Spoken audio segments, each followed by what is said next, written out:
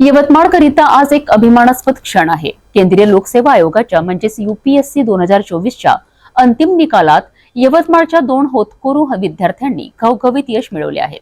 आदिबा अनम अशफाक शाद यांनी देशात 142वा तर जयकुमार शंकर आडे यांनी 300वा क्रमांक पटकाविला आहे।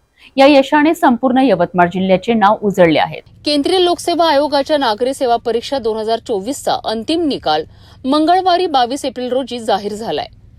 या परीक्षेत देशभरातून 1009 उमेदवार निवडले गेले असून यवतमाळ जिल्ह्याच्या आदिबा अनप अशफाक शाद आणि डॉक्टर जयकुमार शंकर आडे यांनी आपल्या कठोर परिश्रमाने यशाचा झेंडा रोवला आहे।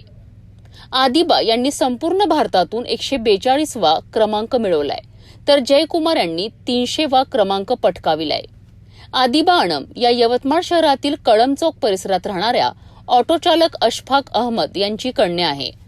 त्यांनी आपल्या यशाने महाराष्ट्रातील पहिल्या मुस्लिम महिला IAS अधिकारी होण्याचा मान मिळवण्याची शक्यता निर्माण केली आहे। एक्सवरच्या पोस्टनुसार आदिबा यांच्या यशाने स्थानिक समुदायात अभिमानाची भावना निर्माण झाली आहे। त्यांनी आपल्या यशाचे श्रेय कुटुंबियांच्या पाठिंब्याला, शिक्षकांच्या मार्गदर्शनाला आणि स्वतःच्या सातत्यपूर्ण अभ्यासाला दिले आहे। दुसरीकडे जयकुमार शंकर आडे हे यवतमाळच्या दारवा मार्गावरील महावीर नगरातील शिक्षक शंकर आडे यांचे सुपुत्र आहे। वैद्यकीय क्षेत्रातील शिक्षण पूर्ण केल्यानंतर जयकुमार यांनी UPSCची तयारी केली आणि 300वा क्रमांक मिळवून आपले ध्येय साध्य केले।